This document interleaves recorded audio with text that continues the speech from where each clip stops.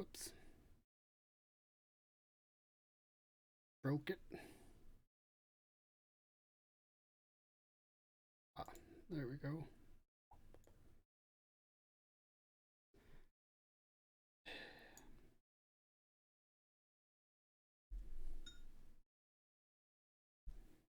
Slide that just a bit. Okay.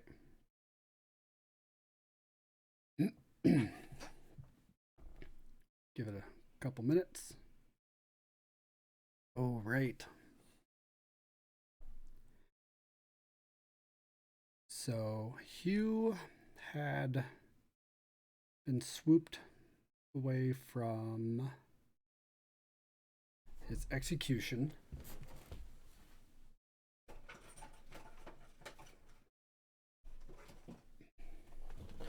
by a king's courier on a dragon, and then they flew away to a Kir temple, which was where Hugh the Hand was raised.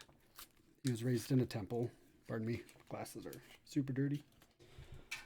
Where he met the King Stephen,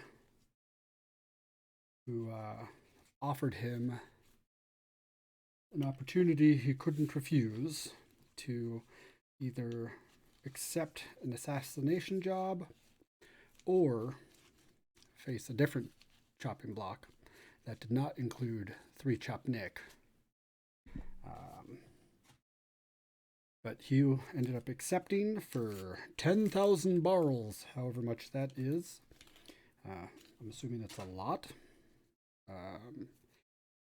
And then it ended with the king telling Hugh that the target was the king's son. So that should be interesting. I don't quite remember the details, how this goes. So I'm kind of excited to be reading this again.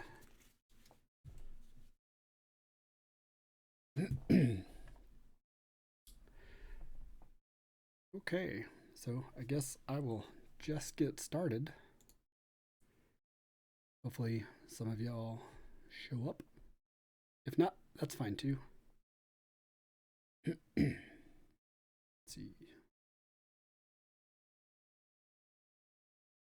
All right, got that. Everything seems sorted and fine. So, Chapter 5, Kir Monastery, Volcaran Isles, Mid-Realm. Hugh was not surprised. It had to be someone close to His Majesty, to account for all the intrigue and secrecy. The hand knew Stephen had an heir to the throne, nothing more than that. Judging by the king's age, the kid must be 18, 20 cycles, old enough to get into serious trouble. The prince is here, in the monastery. Stephen paused, trying to moisten a dry tongue. Kind of like me. I'm parched again today.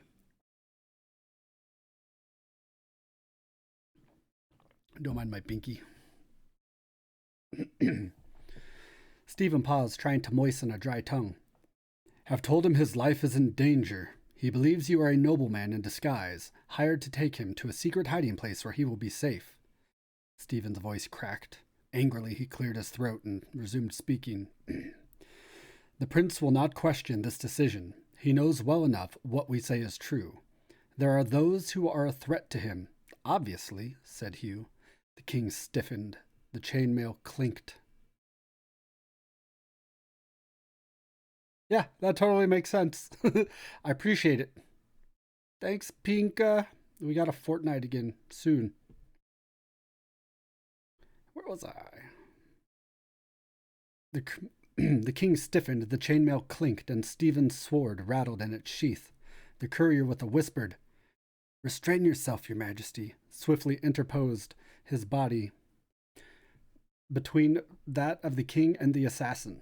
Remember, sir, whom you are addressing, Tryon rebuked. Hugh ignored him. Where am I to take the prince, majesty? What am I to do with him? I will provide you with the details, Tryon answered. Stephen had apparently had enough. His nerve was failing him. He stalked past Hugh toward the door, turning his body slightly so that he avoided touching the assassin. He probably did it unconsciously, but the hand, recognizing the affront, smiled grimly in the darkness and struck back. There is a service I offer all my clients, Majesty. Stephen paused, hand on the door handle. Well? He did not look around. I tell the victim who is having him killed and why. Shall I so inform your son, Majesty? The chain mail jingled softly. A tremor shook the man's body, but Stephen's head remained unbowed, his shoulders straight. When the moment comes, he said, my son will know. Stiff-backed, straight-shouldered, the king walked into the corridor. Hugh heard his footsteps receding in the distance. The courier moved to stand next to the hand, not speaking until he heard, in the distance, the sound of a door slammed shut. There was no call to say that, said Trian softly. You wounded him deeply. And who is this courier? Returned Hugh. Who hands out the moneys of the royal treasury and worries about a king's feelings? You were right. The young man had turned slightly toward the window, and Hugh could see him smile. I'm not a courier. I am the king's magus. Hugh raised an eyebrow. Young, aren't you, Magica? Aha! So Magica is a title, not just a name. I was curious about that. So now I wonder what the previous Magica's name was from the previous chapters. And I don't remember if we hear from that one again or not.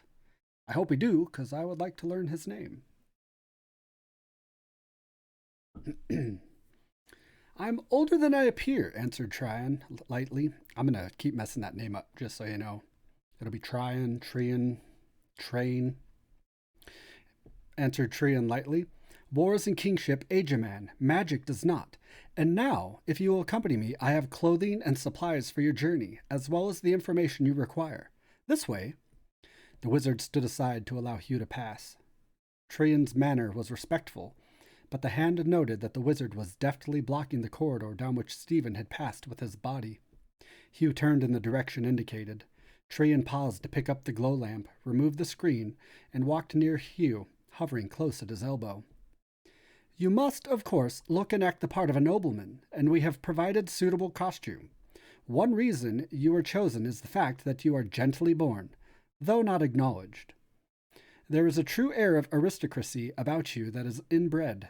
The prince is highly intelligent and would not be fooled by a clod in expensive clothes. After a short walk of no more than 10 steps, the wizard brought Hugh to a halt outside one of the many doors lining the corridor. Using the same iron key, Trian inserted it into the lock and the door opened. Hugh stepped inside, and they traversed a corridor that ran at an angle to the first. This corridor was not as well kept as the former.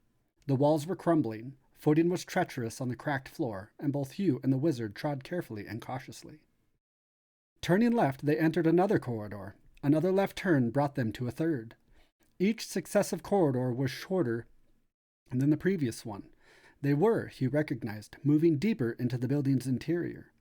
After this, they began a series of zigs and zags, turns taken seemingly at random. Trian talked the entire way. It was advisable that we learn all we could about you. I know that you were born on the wrong side of the sheets following your father's liaison with the serving wench, and that your noble father, whose name, by the way, I was unable to discover, cast your mother out into the streets. She died during the elven attack on First Fall, and you were taken in and raised by Kier monks. Trian shuddered. It must not have been an easy life, he said in a low undertone with a glance at the chill walls that surrounded them. Hugh saw no need to comment and so kept silent. If the wizard thought to confuse or distract him by this conversation and the circumvolved route they were taking, Trian was not succeeding. Kier monasteries are built generally along the same plans, a square inner courtyard surrounded on 2 sides by the monks' cells. On the third side were housed those who served the monks or, like Hugh, orphans taken in by the order. Here, too, were the kitchens and the study rooms and the infirmary. The boy lying on the straw pallet on the stone floor tossed and turned. Though it was bitterly cold in the dark, unheated room, the child's skin burned with an unnatural heat, and he had, in his convulsive struggles, thrown aside the thin blanket used to cover his bare limbs. The second boy, some years older than the sick child, who appeared to be about 9 cycles, entered the chamber and stared pityingly down at his friend. In his hands, the older boy carried...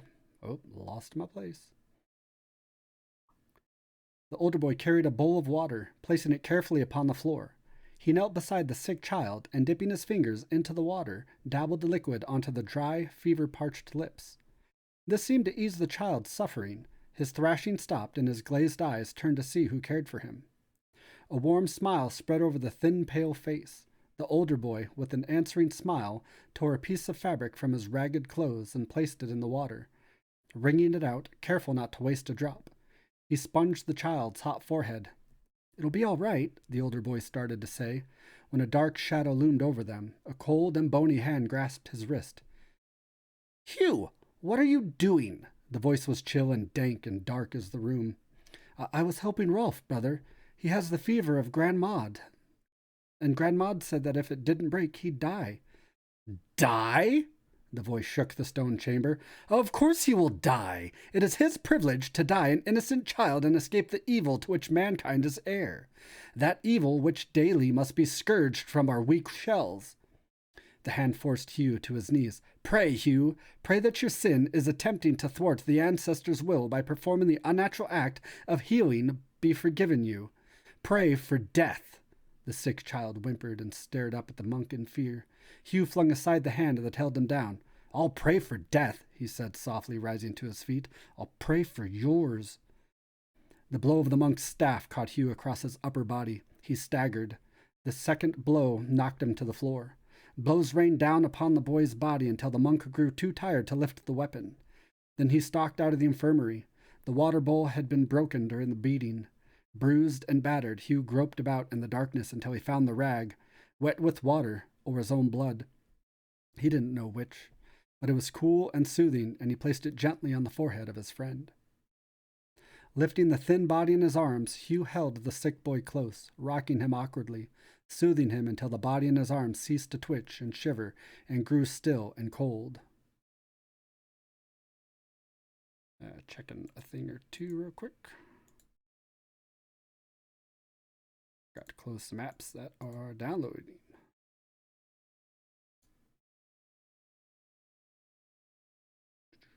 Okay. Nope, one more. That's better. Sorry about that. At the age of 16, Trium was continuing, you ran away from the cure. The monk to whom I spoke said that before you left, you broke into their record rooms and learned the identity of your father. Did you find him? "Yeah," answered the hand, inwardly thinking, "so this Trian has gone to some trouble over me. The Magus has actually been to Kir. He has questioned them, extensively it seemed, which means, yes, of course. Now isn't that interesting? Who will learn more about whom during this little walk?" "A nobleman," Trian probed delicately. "So he called himself. He was, in reality, how did you phrase it? A clod in expensive clothes? You speak in the past tense. Your father is dead?"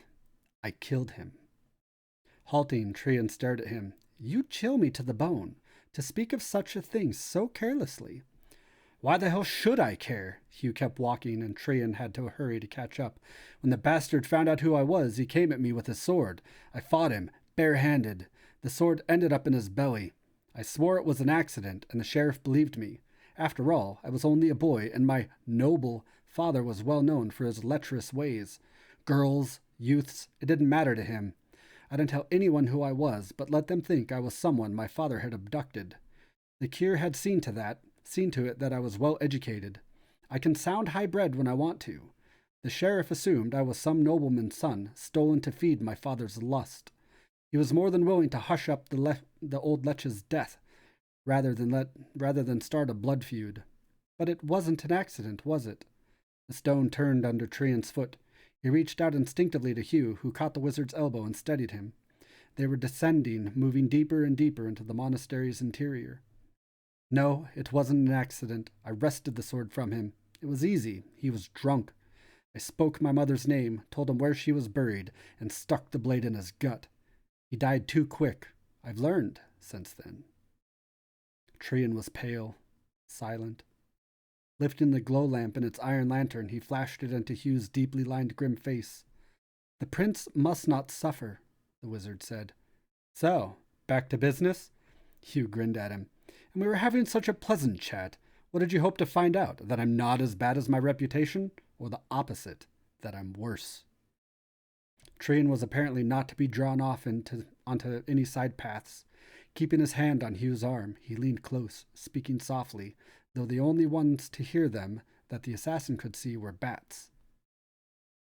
It must be swift and clean, unexpected, no fear. Perhaps in his sleep. There are poisons. Hugh jerked his arm from the man's touch. I know my business. I'll handle it that way, if that's what you want. You're the customer, or rather, I take it you speak for the customer. That is what we want. Reassured, sighing, Trian walked only a short distance farther, then halted before another locked door. Instead of opening it, he placed the glow lamp on the floor and indicated with a motion of his hand that Hugh was to look inside. Stooping, placing his eye to the keyhole, the assassin peered into the room. The hand rarely felt emotion of any sort, never showed it. In this instance, however, his bored and disinterested glance through the keyhole at his intended victim sharpened to an intense, narrow-eyed stare. He was not looking at the plotting, scheming youth of 18 who had sprung from Hugh's reasoning. Curled up on a pallet, fast asleep, was a tow-headed, wistful-faced child who could be no older than 10. Slowly Hugh straightened. The wizard, lifting the glow lamp, scanned the assassin's face. It was dark and frowning, and Trian sighed again, his delicate brows creased in worry. Placing a finger on his lips, he led Hugh to another room 2 doors down from the first. He unlocked it with the key, drew Hugh inside, and softly shut the door. Ah, the wizard said softly. There's a problem, isn't there? Hugh gave the room in which they stood a swift and comprehensive glance, then looked back at the anxious magus. Yeah, I could use a smoke. They took my pipe away from me in prison. Got another? Oh, boy. So, turns out, the king's son is, what'd it say? No more than 10? Tow-headed boy? I don't know. That's a bit young. I don't think Hugh the Hand is as bad as Anakin. Just wantonly killing youth. I mean, I've got some 18-year-olds, and sometimes they're asking for it. But I'm not sure in this case. So that was chapter 5. So now we're going to go on to chapter 6. Keir Monastery, Vulcaran Isles, Mid-Realm. But you frowned. You seemed angry. I assumed that I was feeling squeamish about butchering a small child. It is his privilege to die an innocent child and escape the evil to which mankind is heir. The words came to him from the past. It was this dark and chill room, the cracked stone walls that brought the memory back to him. Hugh drove it down into the depths of his mind. Sorry he recalled it. A warm blaze burned in the fire pit. He lifted a coal with the tongs. With the thongs. Sorry. Tongs, and held it to the bowl of a pipe the magus had produced from a pack lying on the floor. Stephen, it seemed, had thought of everything. A few puffs, and the sterego glowed and old memories faded. The frown was for myself, because I'd made a mistake. I'd misjudged something. The sort of mistake can be costly. I would be interested to know, however, what a kid that age could have done to earn an early death. One might say he was born, answered Trian, seemingly before he thought, because he cast Hugh a swift, furtive glance to see if he'd heard. There was very little the assassin missed.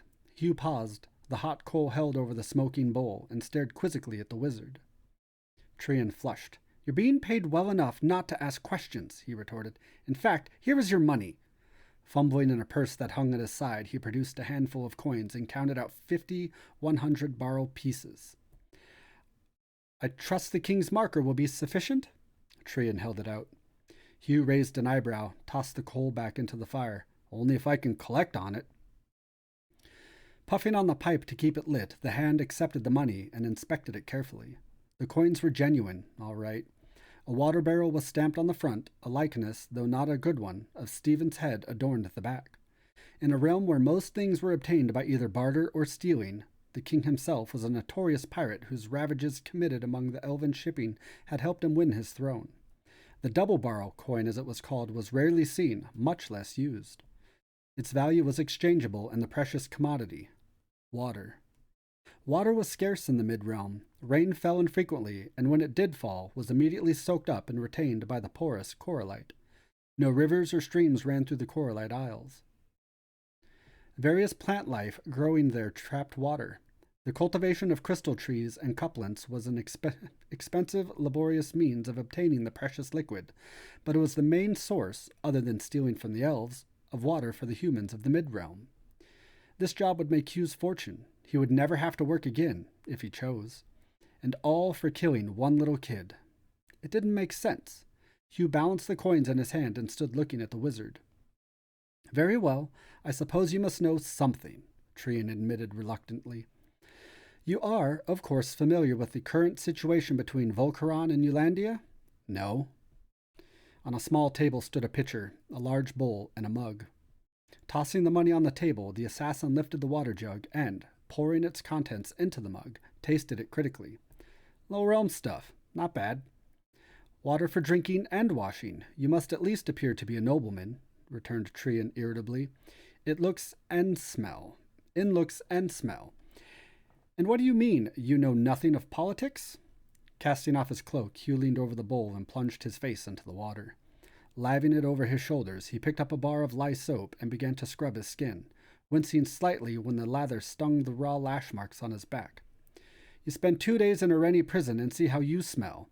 As for politics, they have nothing to do with my business, beyond providing the occasional customer or two. I don't even know for certain Stephen had a son. Well, he does. The wizard's voice was cold. And he also has a wife. It is no secret that their marriage is strictly one of convenience, to keep their two powerful nations from going for each other's throats and leaving us at the mercy of the elves. The lady would like very much, however, to have power consolidated in her hands. The crown of Volcaran cannot be passed on to a female, and the only way Anne can take control is through her son. We recently discovered her plot. My king barely escaped with his life this time. We fear he would not annexed. And so you get rid of the kid. That solves your problem, I guess, but leaves your king without an heir. Pipe clamped firmly between his teeth, Hugh stripped off his pants and splashed water abundantly over his naked body. Trajan turned his back, either from modesty or perhaps sickened by the sight of numerous wheals and battle scars, some fresh, that marred the assassin's skin. Stephen is not a fool. That problem is being resolved. When we declare war upon Aristogon, the nations will unite, including the Queen's own. During the war, Stephen will divorce Anne and marry a woman of Volcaran. Fortunately, His Majesty is of an age that he can still father children. Many children. The war will force the nations to remain united despite Anne's divorce. By the time peace comes, if ever, Eulandia will be too weakened, too dependent on Stephen to break the ties. Very clever, Hugh conceded. Tossing the towel aside, he drank 2 mugs of the cool, sweet-tasting low-realm water, then relieved himself in a chamber pot in a corner. Refreshed, he began to look over the various articles of clothing that were folded neatly upon a cot. And what'll make the elves go to war? They've got their own problems. I thought you knew nothing of politics, muttered Tristan caustically. The cause of war will be the death of the prince. Ah, Hugh drew on the underclothing and the thick woolen hose.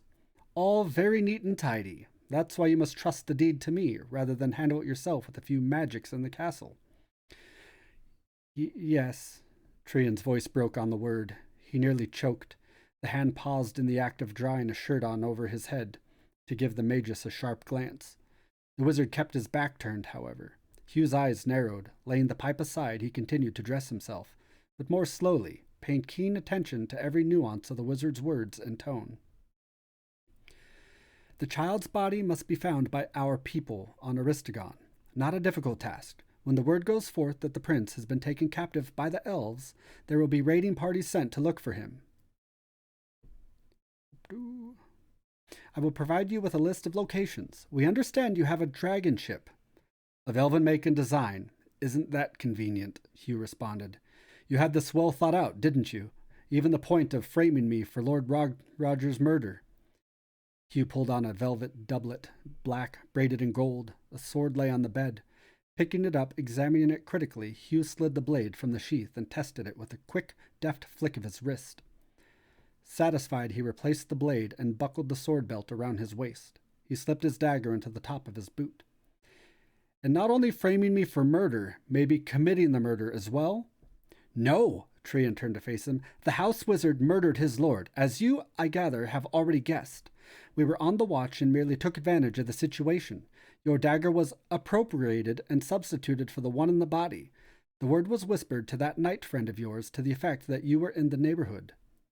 You let me lay my head on the blood-slime stone, let me see the maniac standing above me with his dull sword, and then you saved my life and think that fear alone will buy me? It would have another man. With you, I had my doubts, and, as you may have gathered, I had already expressed them to Stephen. So I take the kid to Aristogon, murder him, leave the body for the grieving father to find, who then shakes his fist and vows vengeance on the elves, and all of mankind marches off to war. Won't it occur to someone that the elves aren't really that stupid? They don't need war with us right now. This rebellion of theirs is serious business. You seem to know more about the elves than you do your own people. Some might find that interesting. Some might. Who don't know that I have to have my... that's a sentence. Some might. Who don't know that I have to have my ship overhauled by elven shipbuilders and that its magic must be renewed by elven wizards. So you trade with the enemy, Hugh shrugged. In my business, everyone's an enemy. Trian licked his lips. The discussion was obviously leaving a bitter taste in his mouth. But that's what happens, thought Hugh, when you drink with kings.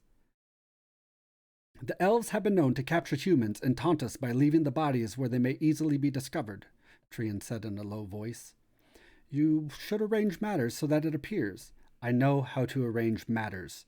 Hugh placed his hand on the wizard's shoulder and had the satisfaction of feeling the young man flinch. I know my business. Reaching down, he picked up the coins, studied them again, then dropped 2 into a small inner pocket of the doublet. The remainder he tucked away carefully into his money pouch and stored that in a pack. Speaking of business, how will I contact you for the rest of my pay? And what assurance do I have that I'll find it, and not a feathered shaft in my ribs when I return? You have our word, the word of a king. As for the feathered shaft, now it was Trian who experienced satisfaction. I assume you can take care of yourself. I can, said Hugh. Remember that. A threat? Trian sneered. A promise. And now, said the hand coolly, we'd best get going. We'll need to do our traveling by night. The dragon will take you to where your ship is moored, and then return and tell you the location. Hugh raised an eyebrow. No. I lost the thread. Did I promise? Said the hand. We best get going by night. The dragon will take you to where your ship is moored, and the location. Hugh raised an eyebrow. No. You have our word, Hugh smiled. The word of a man who hires me to murder his child. The young wizard flushed in anger. Do not judge him. You cannot understand. Biting his tongue, he silenced himself. Understand what? Hugh flashed him a sharp, narrow-eyed glance. Nothing. You said yourself you have no interest in politics, Trian swallowed. Believe what you want of us. It makes little difference. Hugh eyed him speculatively, decided that no more information would be forthcoming. Tell me where we are, and I will find my way from here. Impossible. This fortress is secret. We worked many years to make it safe retreat for His Majesty. Ah, but you have my word, Hugh mocked. It seems we're at an impasse. Trian flushed again. His teeth clenched over his lips so tightly that when at last he spoke, Hugh could see white marks upon the flesh. What of this? You provide me with the general location, say the name of an isle, and I'll instruct the dragon to take you and the prince to a town on that isle and leave you. That's the best I can do.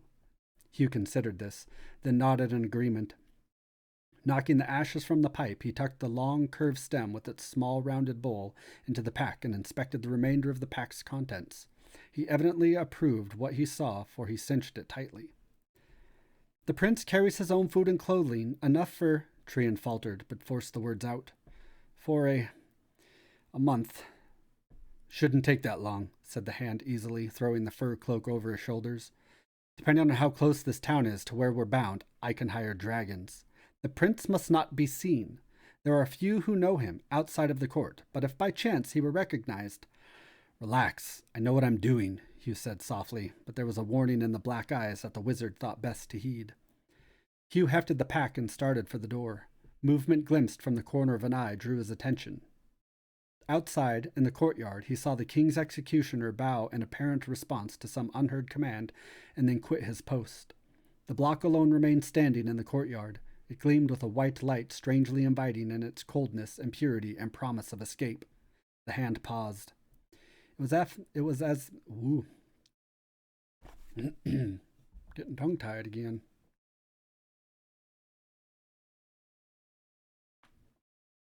The block alone remained standing in the courtyard. It gleamed with a white light strangely inviting in its coldness and purity and promise of escape. The hand paused. It was as if he felt, for a brief instant, the invisible filament cast out by fate wrap itself around his neck. It was tugging him away, dragging him on, entangling him in the same vast web in which Trian and the king were already struggling. One swift, clean stroke of the sword would free him. One stroke against 10,000 barrels. Twisting the braid of his beard, Hugh turned to face Trian. What token shall I send to you? Token? Trian blinked, not understanding. To indicate the job is done. An ear? A finger? What? Blessed ancestors forfend. I don't know what the fuck forfend is. Forfend. Dictionary. Forfend. Avert. Keep away or prevent. By precautionary measures. Used to express dismay or horror of the thought of something happening. Okay. Interesting word. Blessed ancestors forfend. The young wizard was deathly white. He swayed unsteadily on his feet and was forced to lean against a wall to retain his balance. And so he did not see Hugh's lips tighten in a grim smile, the assassin's head incline ever so slightly, as if he just received an answer to a very important question. Please, forgive this weakness, Trian muttered, brushing a shaking hand across his damp skin. I haven't slept in several nights, and then the dragon ride up, Radai, and back again in such haste. Naturally, we want a token. The prince wears... Trian gulped and then suddenly seemed to find some inner reserve of strength. The prince wears an amulet, the feather of a hawk. It was given him when he was a babe by a mysteriarch from the High Realm, due to which magical properties the amulet cannot be removed unless the prince is... Here, Trian faltered once again. Dead. He drew a deep breath, shivering breath. Send us this amulet, and we will know. His voice trailed off. With magic? Hugh asked suspiciously, but the hand, pale as death, was silent as death. Oh, got that wrong. But the wizard, pale as death, was silent as death. He shook his head, whether physically unable to speak or refusing to answer. Hugh couldn't tell. At any rate, it was obvious he wasn't going to find out any more about the prince or his amulet. It probably didn't matter. Such magically blessed objects were commonly given to babes to protect them from disease or rat bites or keep them from tumbling headfirst into the fire pit. Most of the charms sold by roaming charlatans had as much magical power in them as did the stone beneath Hugh's feet. A king's son, of course, was likely to have a real one, but Hugh knew of none, even those with true power, who could protect a person from, say, having his throat cut. Long ago, so legend told, there had been wizards who possessed such skill in their art, but not now. Not for many years since they had left the mid-realm and gone to dwell in the isles that floated high above. And one of these wizards had come down and given the kid a feather? This Trian must take me for a fool. Pull yourself together, wizard, said Hugh harshly, or the kid will suspect. Trian nodded and gratefully drank the mug of water the assassin poured for him. Closing his eyes, the wizard drew several deep breaths, centered himself, and within a few moments managed to smile calmly and normally. Color returned to his ashen cheeks. I am ready now, Trian said, and led the way down the corridor to the chamber where the prince lay sleeping. Inserting the key in the lock, the wizard silently opened the door and stepped back. Farewell, Trian said, tucking the key into the breast of his doublet. Aren't you coming? To introduce me? Explain what's going on. Trian shook his head. No, he said softly. He was, Hugh noted, careful to keep his gaze straight ahead, not so much as glancing into the room. It is now in your hands. I'll leave you the lamp. Turning on his heel, the wizard practically fled down the corridor. He was soon lost in the shadows. Hugh's sharp ears caught the sound of a lock click. Whoop. Lock click. There it is. There was a rush of fresh air swiftly shut off. The wizard was gone. Shrugging, fingering the 2 coins in his pocket with one hand, the other reassuringly touching the hilt of his sword, the assassin entered the chamber. Holding the lamp high, he shone it on the child. The hand cared nothing for and knew less about children. He had no memory of his own childhood. Little wonder it had been brief. The Kir monks had no use for that state of blissful, carefree, childish innocence. Early on, each child was exposed to the harsh realities of living. In a world in which there were no gods, the Kir worshipped life's only certainty, death. Life came to mankind haphazardly, at random. There was no choice, no help for it. Joy taken in such dubious gift was seen to be a sin. Death was the bright promise, the happy release. Geez, should have read ahead and trigger warning to this. So, sorry if this is upsetting anybody. Continue, and hopefully it tapers off a bit. As part and parcel for their belief, the Kir performed those tasks which most other humans found offensive or dangerous. The Kir were known as the Brothers of Death. They had no mercy for the living. Their province was the dead. They did not practice healing arts, but when the corpses of plague victims were tossed out into the street, it was the Kir who took them, performed the solemn rites, and burned them. Paupers who returned from the doors of the Kir when they were alive gained entrance after death. Suicides, cursed by the ancestors, a disgrace to their families, were welcomed by the Kir, their bodies treated with reverence. The bodies of murderers, prostitutes, thieves, all were taken in by the Kir. After a battle, it was the Kir who tended to those who had sacrificed their lives for whatever cause was currently in vogue.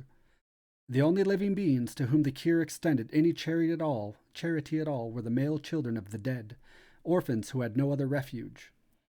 The Kir took them in and educated them. Wherever the monks went, to whatever scene of misery and suffering, cruelty and deprivation, they were called upon to attend. They took the children with them, using them as their servants and, at the same time, teaching them about life, extolling the merciful benefits of death. But raising these boys in their ways and grim beliefs, the monks were able to maintain the numbers of their dark order. Clark Order? I think it should say dark, but for some reason it says Clark. Of their dark order, some of the children, like Hugh, ran away, but even he had not been able to escape the shadow of the black hoods under whose tutelage he had been reared. Consequently, when the hand gazed down at the sleeping face of the young child, he felt no pity, no outrage. Murdering this boy was just another job to him, and one that was likely to prove more difficult and dangerous than most. Hugh knew the wizard had been lying. Now he only had to figure out why. Tossing his pack on the floor, the assassin used the toe of his boot to nudge the child. "Kid, wake up!" The boy started, his eyes flared open, and he sat up reflexively before he was truly awake. What is it?" he asked, staring through a mass of tousled golden curls at the stranger standing above him. Forgive my kid voice. I haven't done one of those. "Who are you?" "I'm known as Hugh. Sir Hugh of Keyleth, your highness," said the hand, remembering in time he was supposed to be a nobleman, and naming the first landholding that came to his mind. "You're in danger. Your father's hired me to take you to some place where you'll be safe. Get up. Time is short. We must leave while it is still night." Looking at the impassive face with its high cheekbones, hawk nose, braided strands of black beard hanging from the cleft chin, the child shrank back amidst the straw. "Go away! I don't like you! Where is Trian? I want Trian!" "I'm not pretty like the wizard, but your father didn't hire me for my looks. If you're frightened of me, think how your enemies will feel." Hughes said this glibly, just for something to say. He was prepared to pick up the kid, kicking and screaming, and carry him off bodily. He was therefore somewhat surprised to see the child consider this argument with an expression of grave and keen intelligence. "You make sense, Sir Hugh," the boy said, rising to his feet. "I will accompany you. Bring my things." He waved a small hand at a pack lying next to him on the straw. It was on Hugh's tongue to tell the kid to bring his own things, but he recalled himself in time. "Yes, your highness," he said humbly, bending down. He took a close look at the child. The prince was small for his age, with large pale blue eyes, a sweetly curved mouth, and the porcelain white complexion of one who was kept protectively within doors. The light glistened off a hawk feather hanging from a silver chain around the child's neck. "Since we are to be traveling companions, you may call me by my name," said the boy shyly. "And what might that be, your highness?" Hugh asked, lifting the pack. The child stared at him. The hand added hastily, "I've been out of country many years, your highness." "Bane," said the child. "I am Prince Bane." Hugh froze, motion arrested. Bane. The assassin wasn't superstitious, but why would anyone give a child such an ill-omened name? Hugh felt the invisible filament of fate's web tighten around his neck. The image of the block came to him, cold, peaceful, serene. Angry at himself, he shook his head. The choking sensation vanished. The image of his own death disappeared. Hugh shouldered the prince's pack in his own. "We must be going, your highness," he said, again nodding toward the door. Bane lifted his cloak from the floor and threw it clumsily over his shoulders, fumbling at the strings that fastened it around his neck. Impatient to be gone, Hugh tossed the packs back to the ground, knelt, and tied the strings of the cloak. To his astonishment, the prince flung his arms around his neck. "I'm glad you're my guardian," he said, clinging to him, his soft cheek pressed against Hugh's. The hand held rigid, unmoving. Bane slipped away from him. "I'm ready," he announced in eager excitement. "Are we going by dragon? Tonight was the first time I'd ever ridden one. I suppose you must ride them all the time." "Yes," Hugh managed to say. "There's a dragon in the courtyard."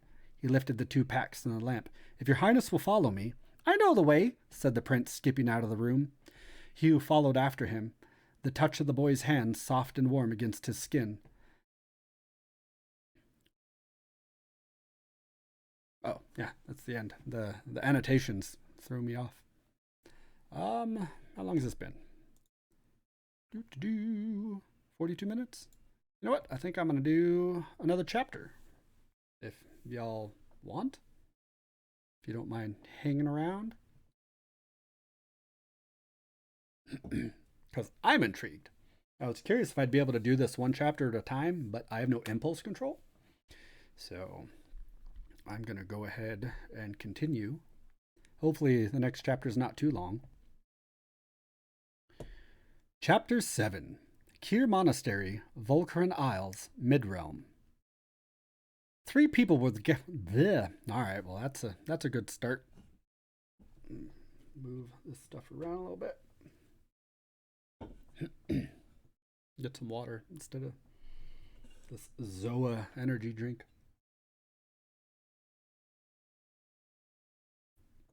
Hope everybody's having a good Thursday. It's been a weird one over here. 3 people were gathered in a room located in the upper levels of the monastery. The room had been one of the monks' cells and was, consequently, cold, austere, small, and windowless. The 3, 2 men and 1 woman, stood in the very center of the room. One man had his arm around the woman. The woman had her arm around him, each supporting the other, or it seemed both might have fallen. The Thud stood near them. "They're preparing to leave." The wizard had his head cocked, though it was not with his physical ear he had heard the beating of the dragon's wings through the thick walls of the monastery. "Leaving?" the woman cried, and took a step forward. "I want to see him again, my son, one more time." "No, Anne." Trian's voice was, "Oh, shit. Is Anne aware?" Anne is Stephen's wife, the boy's mother. If you came in late. Queen Anne. "No, Anne." Trian's voice was stern. His hand clasped hold of the woman's and held it firmly. "It took long months to break the enchantment. It is easier this way. You must be strong. I pray we have done right." Oh, God, I apologize for my female voice, my feminine, my lady voice. "I pray we have done right," the woman sobbed and turned her face to her husband's shoulder. Oh, shit, they're in cahoots.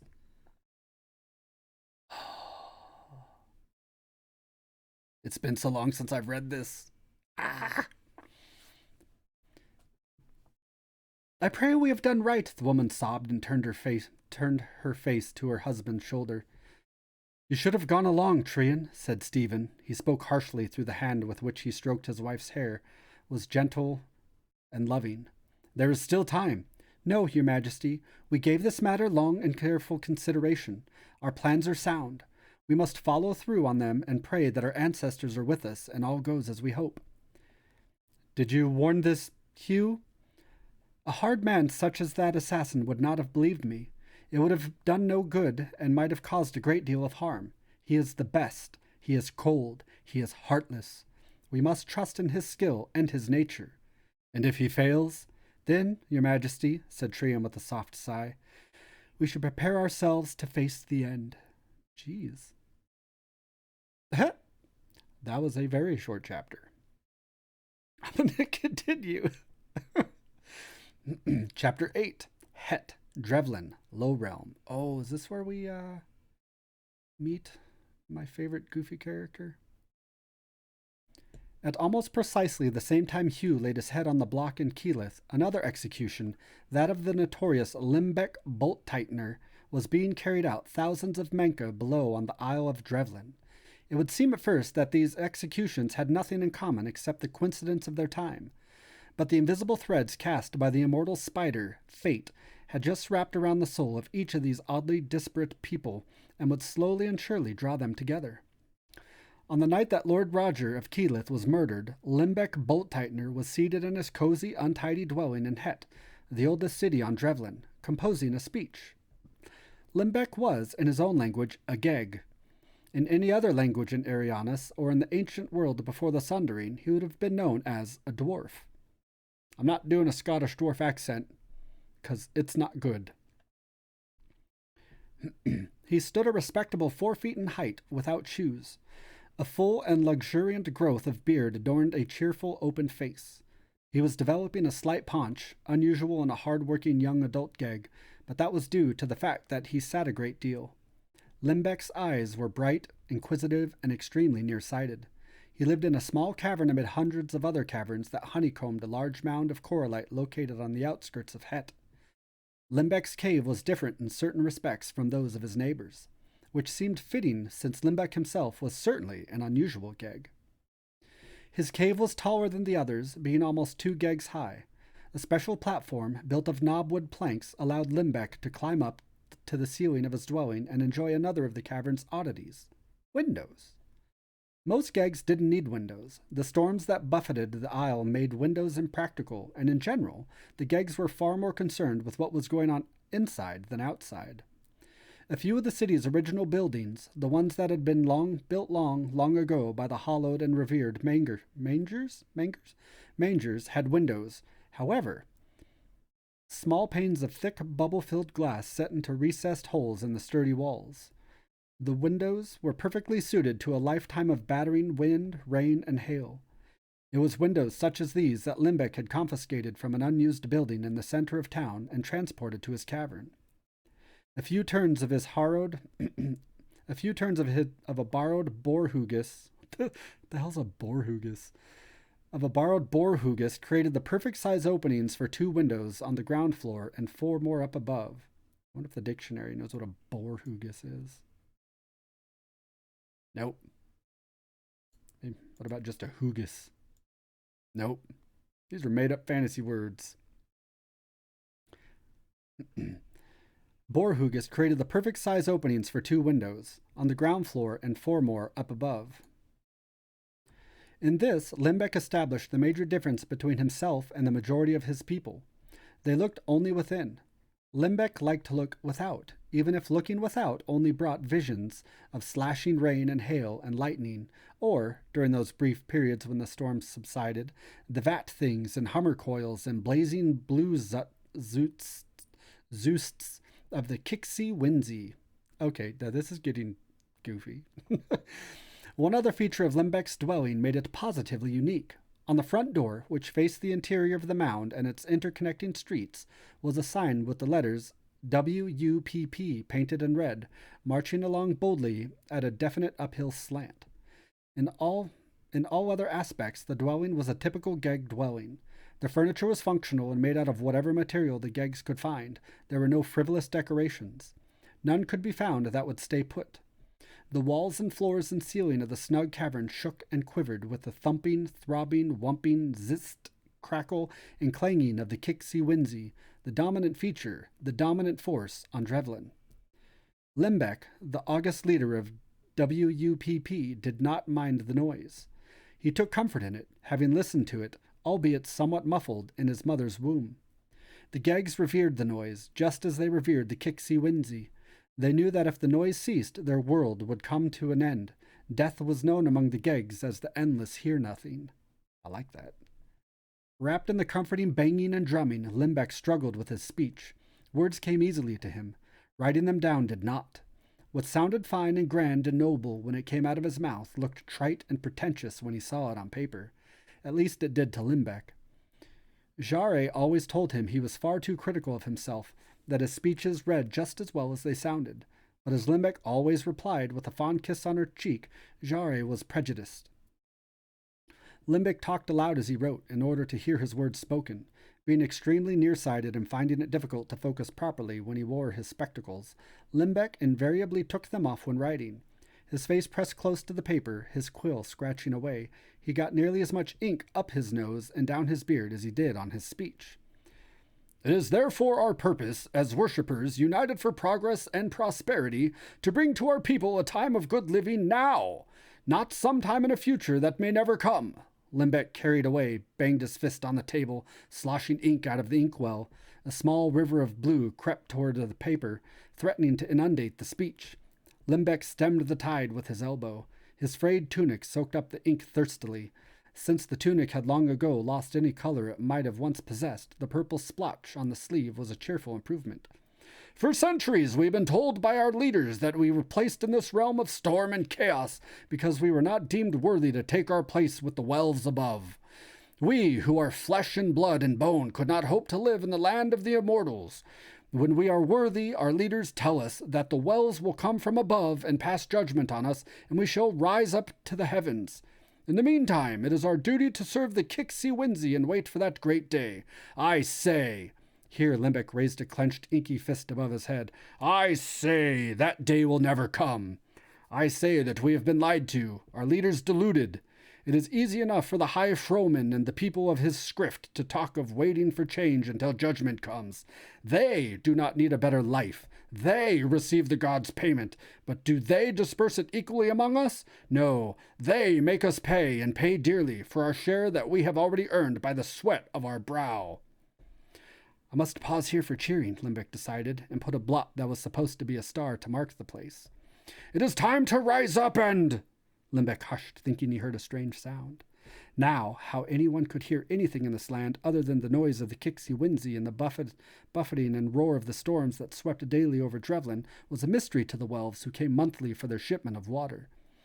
But the Gegs, accustomed to the deafening noises, minded them no more than the rush of air through the leaves of a tree would bother an elf-lord of Tribus.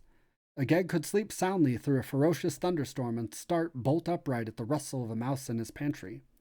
It was the sound of distant shouting that aroused Limbeck's attention, and stricken by sudden consciousness, he peered up at a timekeeping device, his own invention, set in the hollow of the wall.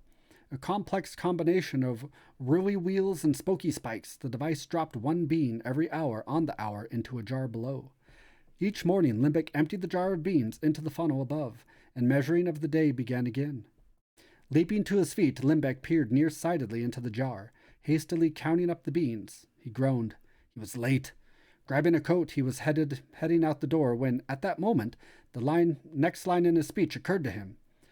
The decided to take just a second to record it and sat back down. All thoughts of his appointment went clean out of his mind. Ink-bedaubed and happy, he once more lost himself in his rhetoric. We, the worshippers of United for Progress and Prosperity, advocate 3 tenets.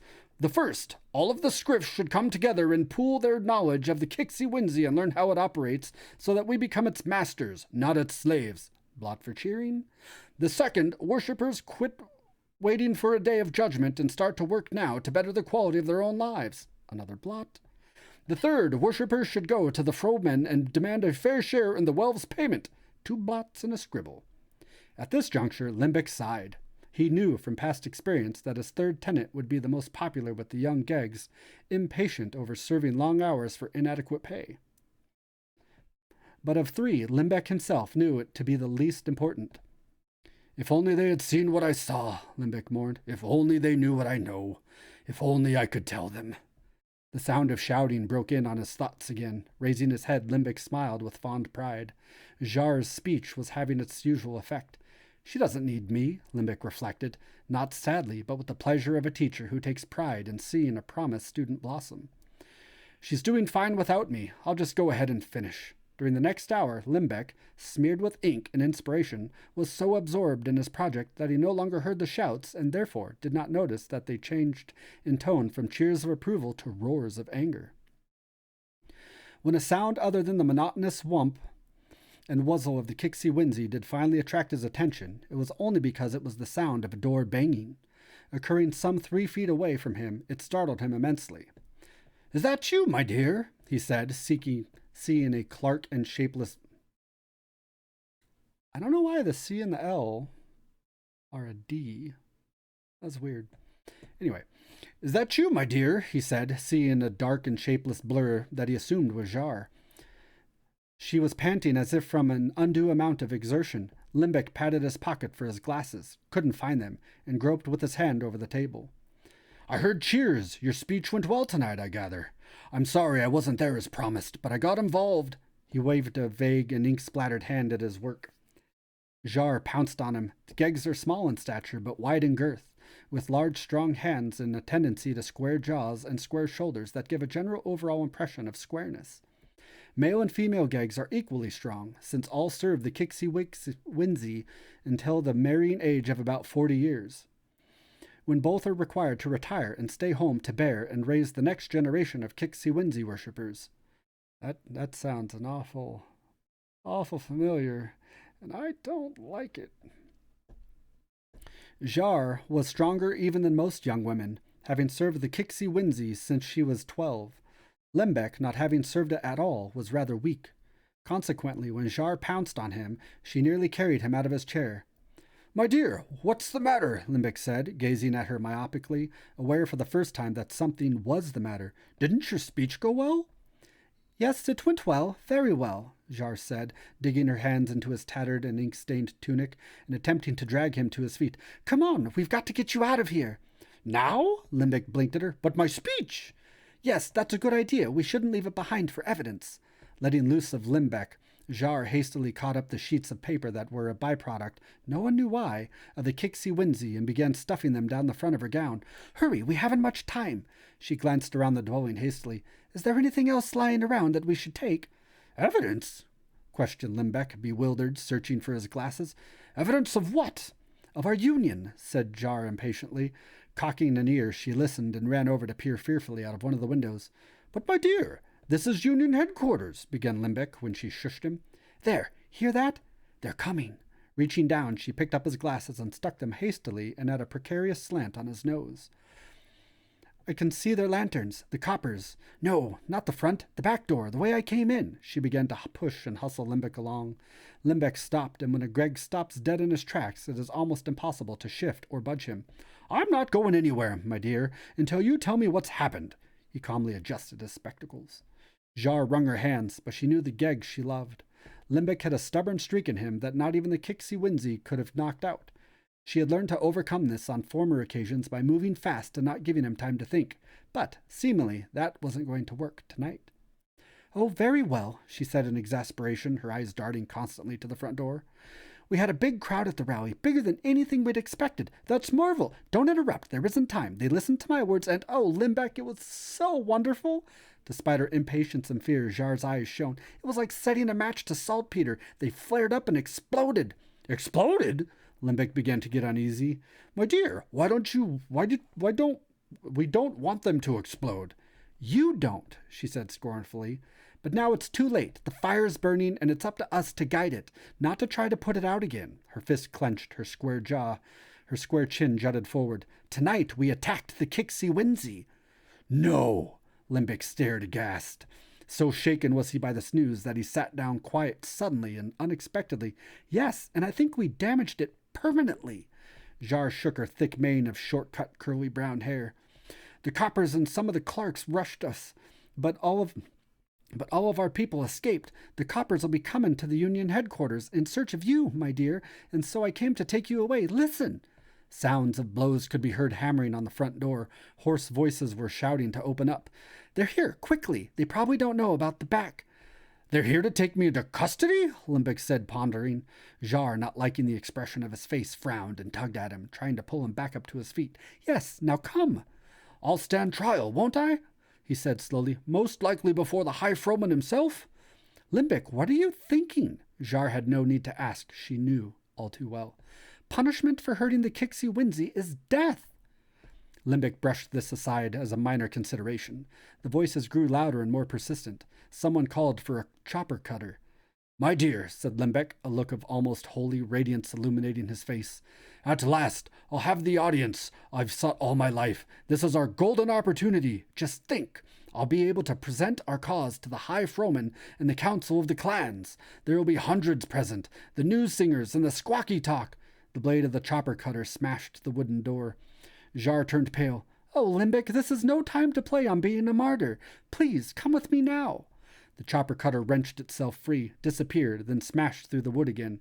No, you go ahead, my dear, said Limbic, kissing her on the forehead. I'll stay. I've made up my mind. Then I'll stay too, Jar said fiercely, entwining her hand around his. The chopper cutter crashed into the door and splinters flew across the room. No, no, Limbic shook his head. You must carry on in my absence. When my words and my example inflame the worshippers, you must be there to lead the revolution. Oh, Limbic, Jar wavered. Are you sure? Yes, my dear. Then I'll go, but we'll spring you. She hastened to the doorway, but could not forbear pausing for one final glance behind her. Be careful, she pleaded. I will, my dear. Now go. Limbic made a playful shooing motion with his hand. Blowing him a kiss, Jar disappeared through the back door, just as the coppers crashed through the splintered door in the front. We're looking for one Limbic bolt-tightener, said a copper whose dignity was somewhat marred by the fact that he was plucking splinters of wood out of his beard. You found him, said Limbic majestically. Thrusting out his hands wrist together, he continued. As a champion of my people, I will gladly suffer any torture or indignity in their names.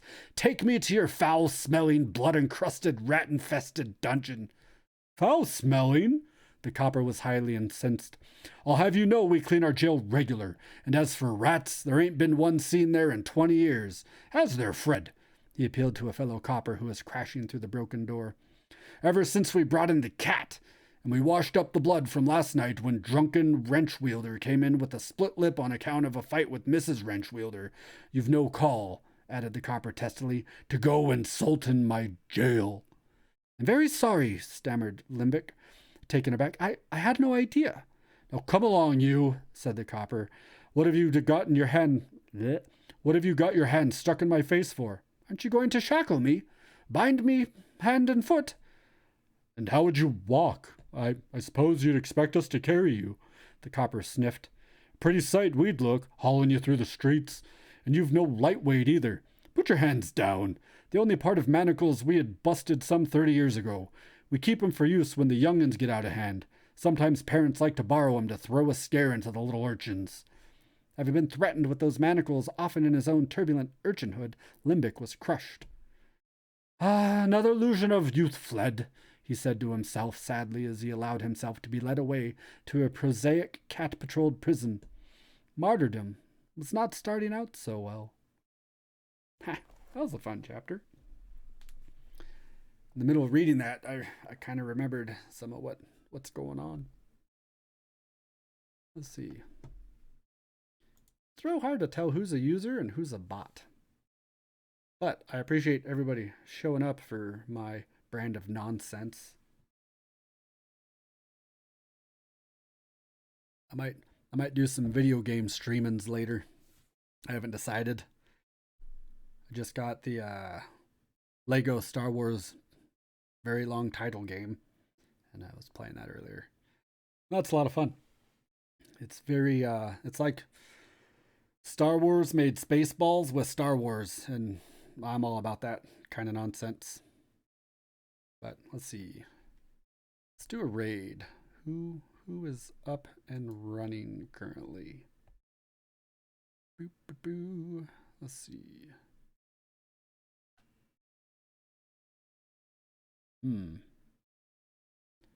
Why is my raid thingy?